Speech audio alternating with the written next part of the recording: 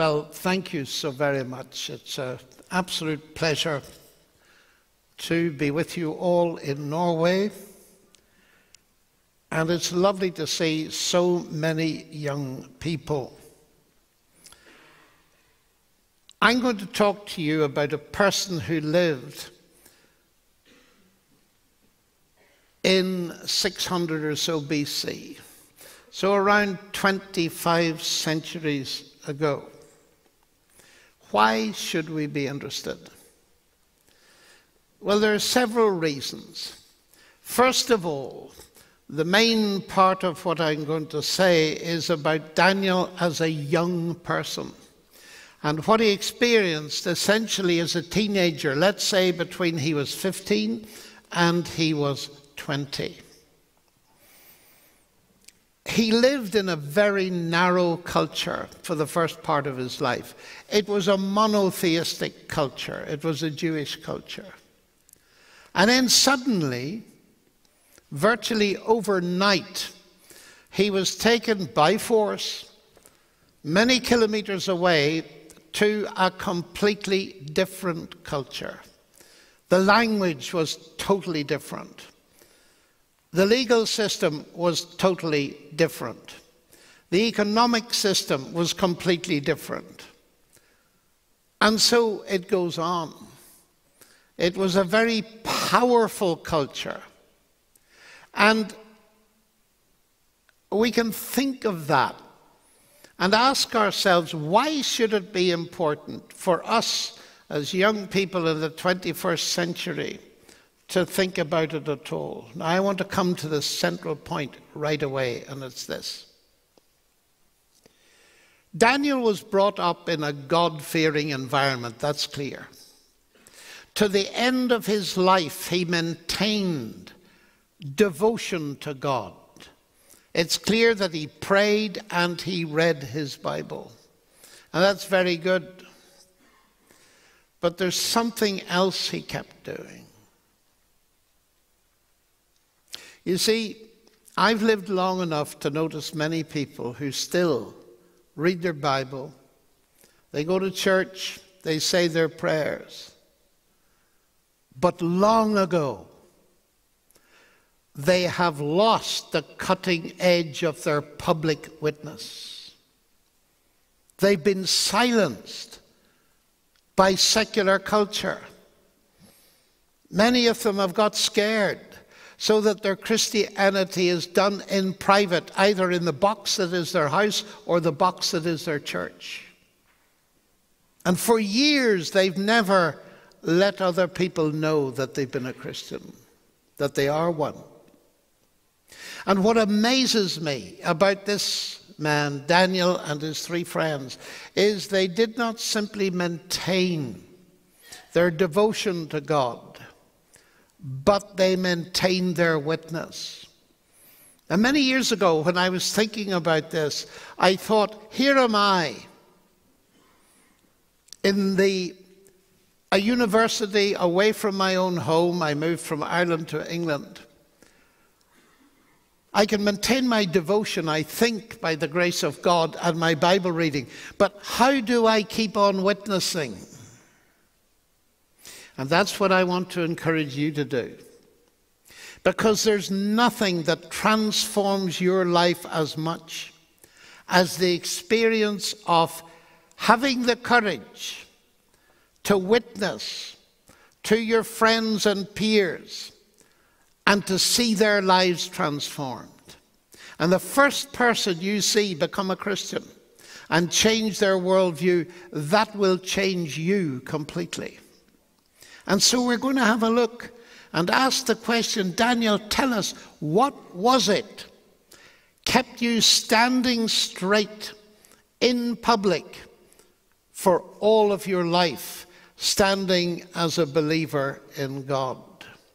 Now, I say that he moved to the culture of Babylon, and I want you to get some idea of this, because Babylon was a spectacular city. It was the most swinging city in the world at the time, with this beautiful processional way that went down through the center, and the river Euphrates, and all these buildings, wonderfully adorned, as you can see in the Pergamon Museum, with the lions and the ceramics and all this kind of thing. Babylon was advanced in music. It was advanced in art. It was advanced in engineering. It was light years ahead of Jerusalem. So you've got to think about these 4 young people coming to Babylon forcibly, but suddenly finding themselves enrolled in the top course in King's College Babylon, the university. And we're going to follow them there. Because once they got over the shock, there was then coming to terms with the new culture. Now, they're very like you and me. Why? Well, we haven't been taken from our home to another culture. No. We've stayed at home, and the culture has changed around us. The effect is identical. Have we got that? Daniel was taken out of one culture into another. We have stayed still, and the culture has changed dramatically. The culture you grow up in today is vastly different from the culture that I grew up in. So there is a very big parallel. Now, the Babylonians were brilliant people, and they developed language to a high degree. And one of the very interesting things about the book of Daniel is that it is written in 2 languages. There's Hebrew and Aramaic. Starts off in Hebrew, moves to Aramaic, and goes back to Hebrew. And people wonder, why do we have this? It's a very odd phenomenon. Now, the scholars argue about it, but not being a scholar, I can think about it much more simply. And what I think about it is this. Aramaic was the cultural language in Babylon of the day. Now, put together with that the fact that the book of Daniel is not all written by Daniel. Chapter 4 starts with the words, I, Nebuchadnezzar. He was the emperor. So perhaps with Daniel's help, he wrote the 4th chapter. And it is a remarkable testimony of how God came to Nebuchadnezzar's attention, and he came to believe, at least to a certain extent, in Daniel's God. That was the effect of Daniel's witness, and we look at it more carefully. But I just want you to get the broad facts before we go into the details. So the emperor comes to believe in God and writes about it in a language everybody could understand. So there is a sense in which the book of Daniel is the first evangelistic tract in the whole of history. Just imagine if you had a document today written by one of the top world leaders explaining how they came to faith in God, you'd want to distribute it. And so the Aramaic bit is the bit that everybody could understand, and its centerpiece is the testimony of the king. Now, when we look at ancient documents, people ask lots of questions. I spend my life asking questions. How do we know it's genuine? And isn't it a very strange book, because it talks about history, it talks about personal history and incidents in Daniel's life. It also talks about the future. And books that talk about the future, people are very suspicious of them today. And Daniel talks about the future to his day, that is the future in the 2nd century BC, in the time of the Greeks, and he gets it so accurately right that many people say, well, of course, Daniel didn't live when he claims he lived. He lived 400 years later. And there's no such thing as predicting the future in the biblical sense. So this faces us with a hugely important question today. As you know, I'm a mathematician. I work in the sciences. And one of the biggest objections to the whole of the Christian faith and the biblical revelation that I meet from people is, look, you cannot possibly believe this stuff. Because the central claim of Christianity to start with, that God became human, that is supernatural. And the supernatural doesn't happen. And this book of Daniel, he claims to predict the future. Don't be ridiculous. This is not possible. No one can know history in advance. Well, we shall see. It's good to anchor things in history. And this is the way they wrote newspapers and records in the ancient world. They wrote these cylinders. And these are the Babylonian chronicles in the British Museum. And this one mentions the capture of Jerusalem in 507 BC. So we've actual historically inscribed cuneiform texts. Cuneos means a wedge. Cuneiform texts recording the events that are in Daniel. These are independent verifications of what is going on. So we've got a little bit of idea of the history, a little bit idea of the culture. And I ought to say, of course, that most of us are wearing watches of some kind or other. Do you ever notice that there's 60 seconds in a minute and 60 minutes in an hour? Do you know where that came from? Babylon. They were brilliant mathematicians. How they worked in their cuneiform script, I don't know. But their mathematical texts are absolutely fascinating. And they'd worked out that the number 60 was highly divisible by whole numbers. So they used it as a base. So traces of Babylon are culturally imprinted here in Norway. Now, what about their worldview? What did they think about ultimate reality? This is one of the most important questions. Because you see, contrary to many atheist ideas, every one of us has a worldview. We have a set of answers to the big questions. You have a worldview, for many of you it's Christian. Dawkins has a worldview, which is naturalism. And the Babylonians had a worldview. And they had ideas of creation. It proceeded through sexual union of the gods. But now here's the interesting thing. They had a theogony as well as a cosmogony. Now what does that mean? A cosmogony is the genesis of the universe. We believing Christians have a cosmogony. It's called Genesis 1. But they had a theogony, and that means, how did the gods originate?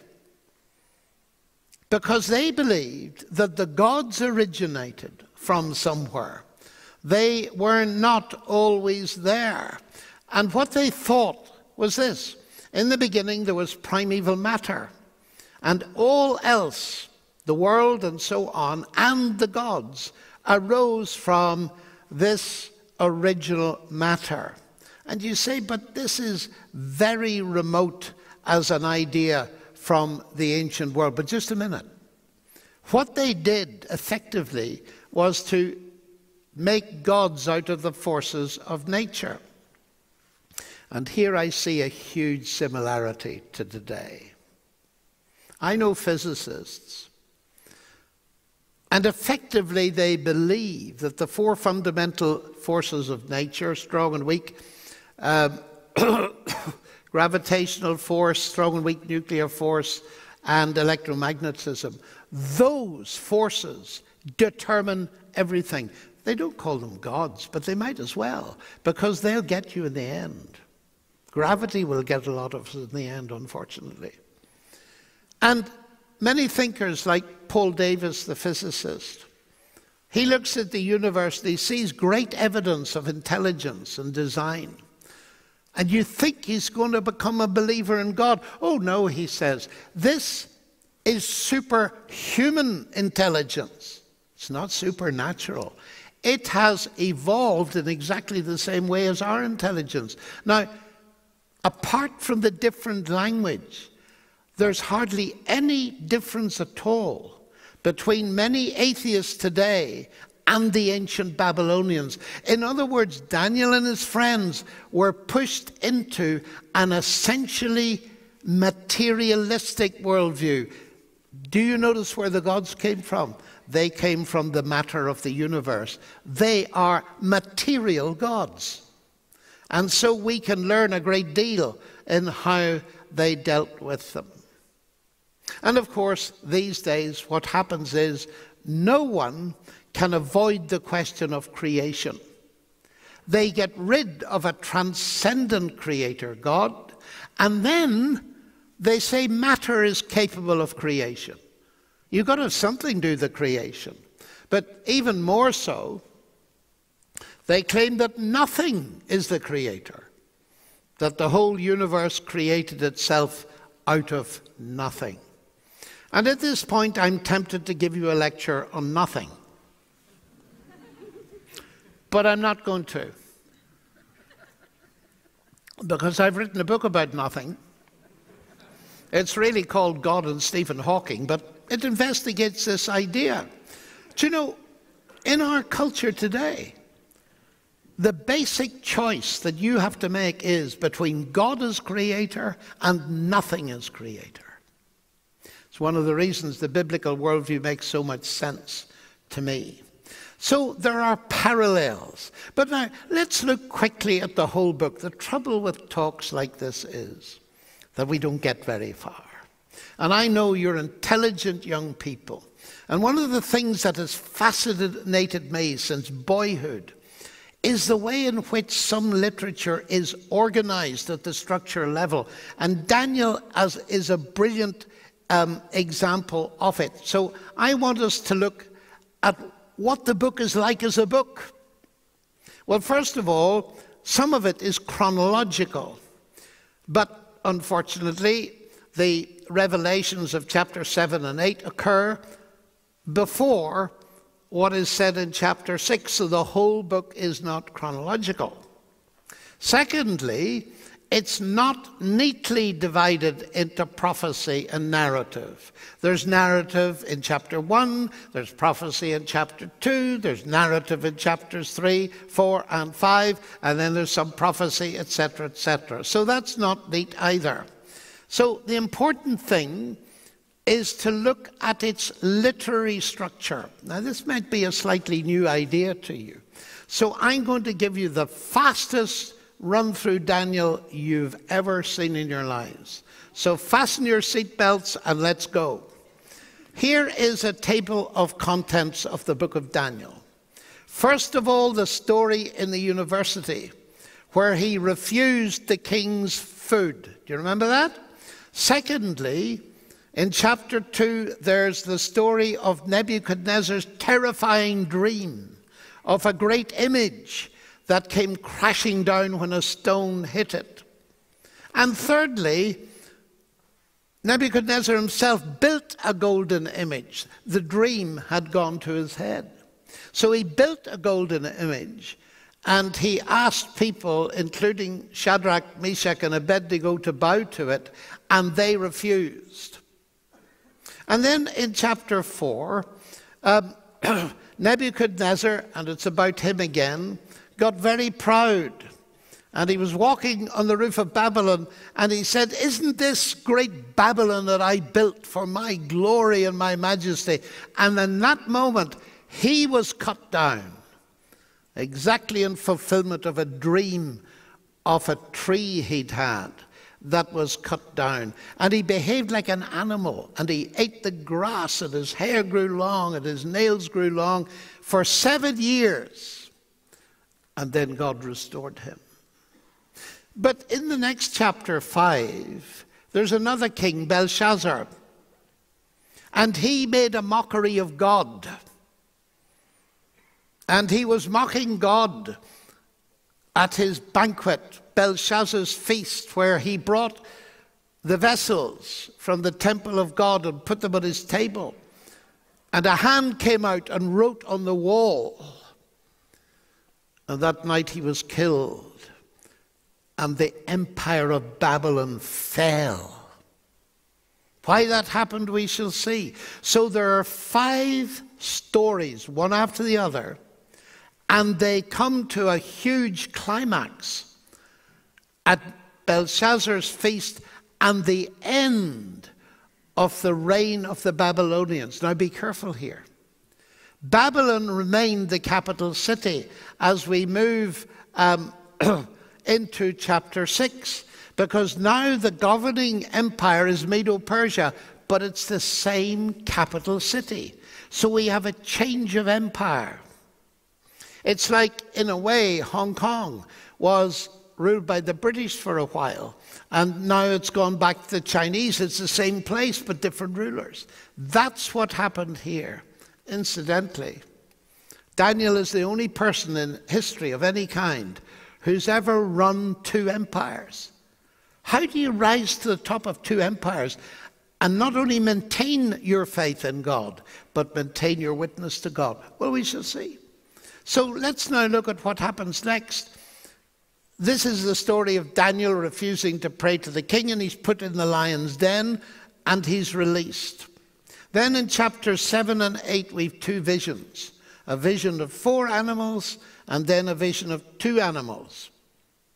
In chapter 9, Daniel is studying scripture, and he realizes it's about to be fulfilled, and he prays to God, what's going to happen to my home city of Jerusalem?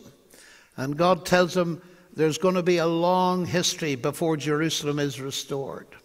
And then the final 3 chapters are obviously one section, and they lead down into the Greek Empire and ultimately become a prediction, I believe, of the time of the end. Well, that's a fast run through Daniel, isn't it? Now think of it, there are 10 segments to the book. Do they make any sense? Yes, they do. Because you start with an administrative story in Babylon. You then follow with 2 images, one a dream image, one a real image.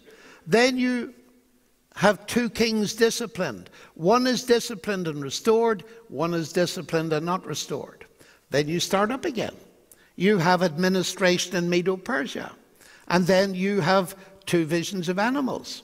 And then you have 2 writings explained. The first one is the Bible, and the second one is what Daniel calls the writing of truth. So you can look at them side by side. This is the kind of structure that appears in secular classical literature sometimes. But it appears in very highly and uniquely developed form in our Bible, and not only in Daniel. And what got me going on this was my friend and mentor, Professor David Gooding, whom some of you in Norway know, who discovered this in Daniel many years ago and wrote a monograph about it for Tyndale Press. Now you notice that there are similarities in the structure, and the first half of the book is the end of Babylonian supremacy. The second half of the book is the time of the end. So it's talking about the far distant future. So it's fascinating. We have a mixture of personal story, of history, of prophecy, and we have a projection of things into the future. Is it really credible or not? So now we're going to have a look at some detail, in case you're fed up with generalities. So we're going to have a look at a little detail. So let me read from the beginning of Daniel 1. In the 3rd year of the reign of Jehoiakim, king of Judah, Nebuchadnezzar, king of Babylon, came to Jerusalem and besieged it. And the Lord gave Jehoiakim, king of Judah, into his hand with some of the vessels of the house of God. And he brought them to the land of Shinar, to the house of his God. And he placed the vessels in the treasury of his God. Then the king commanded Ashpenaz, his chief eunuch, who seems to have been the dean of students, to bring some of the people of Israel, both of the royal family and nobility, used without blemish, of good appearance, skillful in all wisdom, endowed with knowledge, understanding, learning, competent to stand in the king's palace, and to teach them the literature and language of the Chaldeans. The king assigned them a daily portion of the food that the king ate, and of the wine that he drank. They were to be educated for 3 years, just like at Oxford and Cambridge, which is probably where they got it from. They were to be educated for 3 years. At the end of that time, they were to stand before the king. Among these were Daniel, Hananiah, Mishael, and Azariah of the tribe of Judah. And the chief of eunuchs gave them names. Daniel he called Belteshazzar, Hananiah he called Shadrach, Mishael he called Meshach, and Azariah he called Abednego. But Daniel resolved that he would not defile himself. I very much hope you have. So let's have a look at the first major thing in Daniel's life. It starts seemingly innocently. Nebuchadnezzar came in a certain year, but then it says this, and the Lord gave Jehoiakim, king of Judah, into his hand. What? Come on. If it had been the other way round, and it said the Lord gave Nebuchadnezzar, who was a very powerful monarch with all the latest weapons and a vast army, into the hand of Jehoiakim, who was a very weak king, that would have been very impressive, wouldn't it?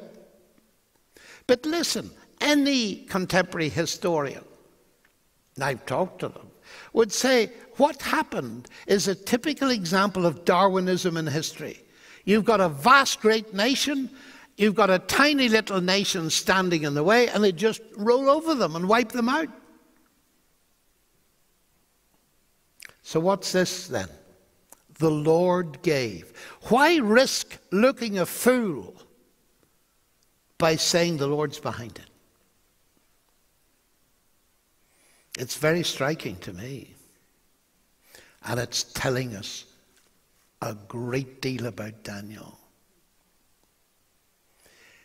Here is the first source of this, at that time, young man, his confidence. He passionately believed that there's a God in control of history. Do you? Now listen, there are two histories here. Think about it carefully. Daniel's history at this point had been very painful. He lost his parents. We don't know that he ever saw them again. He'd been pushed into way outside his comfort zone, into a new country, new language, and all the rest of it. And he said the Lord was behind it. You know, I find in life, I don't know about you, it's very easy to say the Lord is behind things when they go well.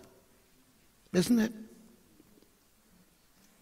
But to start a book, the Lord was behind this devastating experience that tore me apart emotionally and moved me to another country. The Lord was behind it, and I held on to that. That is very big stuff, folks. Now, we have two levels of history. There's my personal history.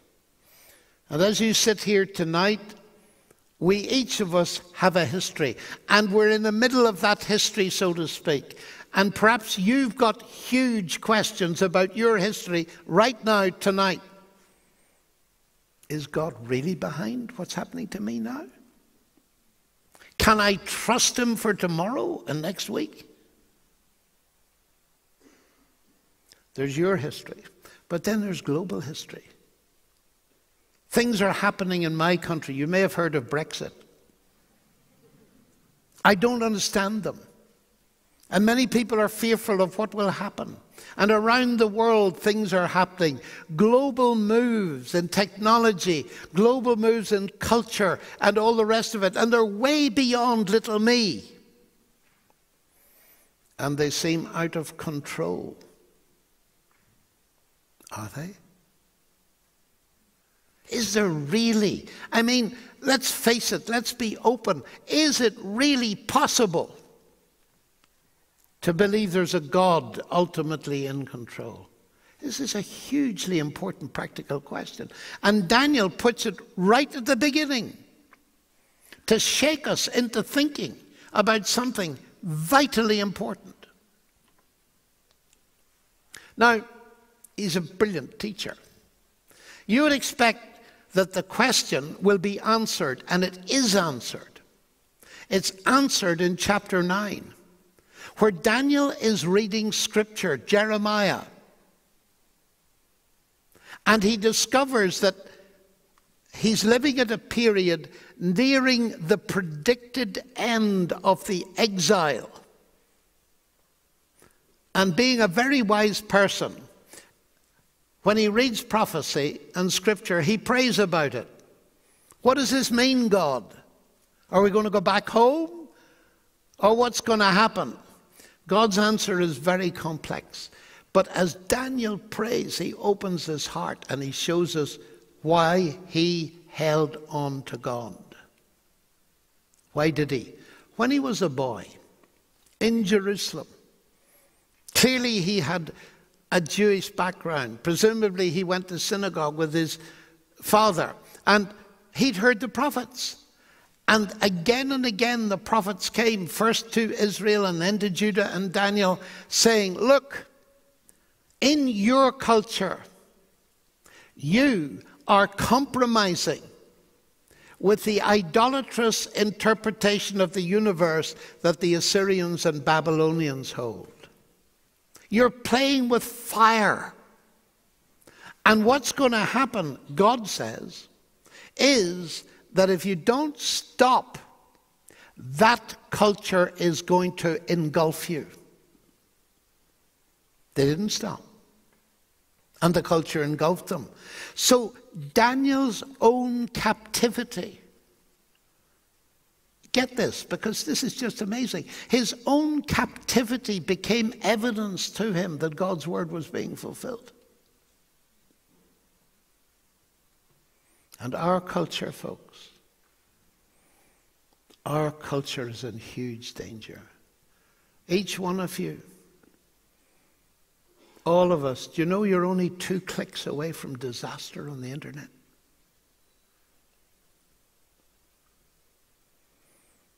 And some of you have been looking at stuff last night that you shouldn't have been. And you know it in your heart. Perhaps it's got a hold of you. That culture, the need to be connected to things that are very questionable. I wonder sometimes, do young people read the lyrics of the songs they buy? I do. And some of them are fearfully anti-God. And yet we think they're lovely tunes. Let's get it straight here. What happened at this time in history was a result of professing believers sinking into compromise with culture, at least secretly. And this generation, this world, this age, we're the most vulnerable because it's so easy to do everything in your own house without being seen. But you're being tracked. You're being tracked. So let's get this lesson, because it's a huge lesson, that when the disaster happened, it actually was evidence that God was behind history. And so Daniel accepted it. I think that's amazing for a teenager. Now, you might say he didn't understand it then. I'm fairly sure he didn't understand it then. But he came to understand it. And I find that so encouraging, because sometimes things happen to us that we'd never have expected to happen. We'd never have asked for them. And yet years later we look back and say, you know, I can see that God allowed that. Now that doesn't mean we're fatalistic. But it means we've got confidence that in some sense, very complex sense that I don't begin to understand, global history is in God's hand. and my little history is in God's hand. That was one of the things that really encouraged Daniel. But now there's something else. I didn't finish the sentence, you see. And this is the very odd thing. Because, you see, what happened was that sentence goes on. And how it goes on is that the Lord gave Jehoiakim into his hand along with some of the vessels from the temple of God. Well, now, if you'd been writing Daniel, would you have put that in? By the way, Nebuchadnezzar took some of the pots and pans out of the temple. What? Now, being a mathematician and a scientist, things that look strange interest me. What on earth is Daniel wasting time talking about Nebuchadnezzar conquering the nation? Well, that was a big thing. And he doesn't say next, and he took me and my friends. No, the next thing he says, he took the vessels. And not only that, he details it. He said he took them into the house of his God, and he put them into the treasury of his God. We need to think about them. Because, you see, Babylon was a brilliant artistic city.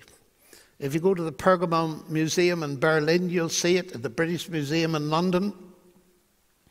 And in Daniel's day, they reckon there were about 1,137 temples. There were many museums connected with the temples. And as you know, museums in the world are usually full of they're usually full of all kinds of interesting artifacts that have been got from different parts of the world and not always paid for properly. But that's another thing. Well, let that be. But you see, he put these things into a museum. Now, why do you put things in a museum? Not because you don't respect them. The opposite. He valued them to a certain extent. So he put them into the treasure house of his God. And he was naive, like many of these monarchs. And you can just imagine the exhibition marked Jerusalem, and a big glass window and a little notice saying, I, Nebuchadnezzar, overcame this little country on the such and such and so, and here are some of the artifacts. Aren't they beautiful? Aren't I a clever king to overcome a nation like this? And there were dozens of them, from all kinds of nations that he'd conquered. Now, let's ask what he was doing. What does this represent? And here's what it represents. Those vessels made of gold and silver from the temple of God represented absolute value. They were symbols of the glory of God. And to Daniel, they represented absolute value. Nebuchadnezzar made them of relative value. Do you recognize that in your culture? You see, Daniel's explaining to us the big issues. And he's saying, what I noticed in my life was that powerful people and not so powerful people take things of absolute value and they make them of relative value. You like Jesus? Well, that's very nice. I like crystals myself. I find them more helpful. You see, that's making Jesus of relative value. And our culture is full of it.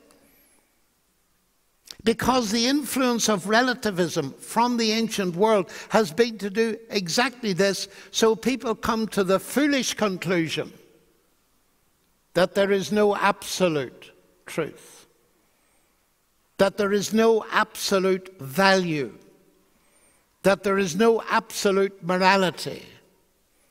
That's very logically silly. Do you like logic? You think of the statement, there is no absolute truth. The person that says it expects you to take it as an absolute truth. So if there's no absolute truth, there's one absolute truth, and that is a contradiction in terms. Everybody believes that there's absolute truth, folks. Only usually not in areas that they think are unimportant. They'll believe in absolute truth about how much they have in the bank, but not about their morality. Now, what is this raising? It's raising the hugely important contemporary question of the relationship between the absolute and the relative. Is that vital to you? Of course it is. Because you have to decide where your values come from. I can imagine Daniel and his friends going down sometimes to the museum in Babylon quietly and going to the window where these lovely vessels were. And Daniel saying, guys, that's what we stand for. There's a Christian version of it. Maybe you've prayed it. Father, hallowed be your name. Your name be separate, be my supreme value. The basic Christian confession is what? Jesus Christ is Lord. He's my Lord. He's my supreme value. Your values are going to be tested tomorrow. How you value truth. Has everything you said about other people, or I've said about other people today, been accurate? 10% accurate? 60% accurate? Or do I not value truth? And so it goes on. This is a huge challenge, but it's showing the secret of standing.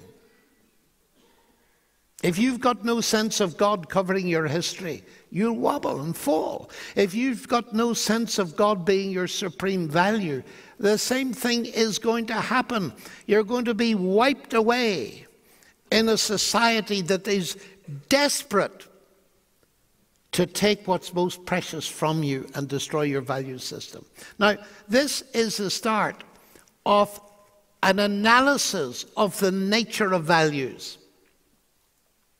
Because you see, in that first chapter, we've read what happens. In the second, Nebuchadnezzar dreams of an image full of metals, gold, silver, bronze, iron. It's all about the values, but this time, the value of a political system. That's an interesting question.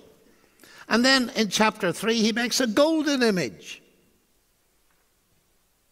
And the three friends are ordered to bow down to the image. Now watch what's happening. In chapter 1, Nebuchadnezzar relativizes the absolute. In chapter 3, he absolutizes the relative. That's what happens. You see, you can't live without absolutes. And if you take the true absolute of God and relativize him, in the end, you'll take something else and make an absolute out of it. Either it'll be money, sex, or power. And here it's the state. And so Nebuchadnezzar builds this huge golden, very valuable statue and says to men, you bow down to that. How would you have faced that? How would I have faced that? We read this as a lovely little story for kids, the fiery furnace, and God delivered them in the fiery furnace and they never suffered. Listen, that's a fairy story. They suffered terribly, not in the furnace, but before they got to it. I've often thought of one of these men, now older, owning a palace with a job for life, with huge reserves of money in the bank. And suddenly, Nebuchadnezzar announces to them that the following week he will expect them all to be down in the square at the town. And they will bow when the state symphony orchestra starts to play. They will bow to his image. Imagine going home to your wife and saying, I've got something to say to you. What is it, dear? You look a bit sad. Well, I am. Nebuchadnezzar has ordered us next week to come and bow down to a statue that he has erected. And it's just a statue of his God. Well, what's the big deal? I'm not going to do it. You're what? But what's going to happen? He's erected a furnace. Anybody that doesn't do it will be burned. But my husband, what about me? What about the children? I mean, haven't you taught us that there's nothing in these gods? And it's a huge sea of people. Nobody will notice if you just make a little, I'm not going to do it there. Wow. Do you know there are people in our world facing that choice right now? Can you imagine it? Before I finish this talk, they'll be in eternity with the Lord because they refuse to bow. This is values, folk. Daniel set his heart at the beginning. God was holy to him. And these three men, I'm amazed at them. They didn't know 1,000th part of what you know from the Bible. Shadrach, Meshach, and Abednego. And they faced Nebuchadnezzar. And he said, King, listen. Our God is able to deliver us. But he might not. And we want you to know that even if he doesn't, we won't bow. That's magnificent, folks. Do you feel you've got that far? Wow. We need to think about these things. This is a message for our world. Where are your values? When you feel yourself under pressure from the internet or peer pressure to conform and do things that you don't really know what to do, we've got to look upwards and see our value system enshrined in a person who bowed his head on a cross for you and me. I find it a huge challenge. I'm not speaking to you as some expert. What I'm doing is trying to share these big things in the hope that in your teens and in your 20s, you'll make some really big decisions. And I'm praying that this weekend, some of you are going to go out of here radically different in the terms of your commitment to God. Finally, why are the vessels important? Well, Belshazzar, they reappeared on his table. And those vessels destroyed his empire. That's why they're important. He valued God at 0. And God wrote, you have been weighed in the balances and found wanting. I value you at 0. It's very dramatic, isn't it? And taken all together, there are 5 lessons on values. We'll look at some of them again. Now I have a confession to make. The clock on this machine has stopped. And I think I've spoken for the right length of time.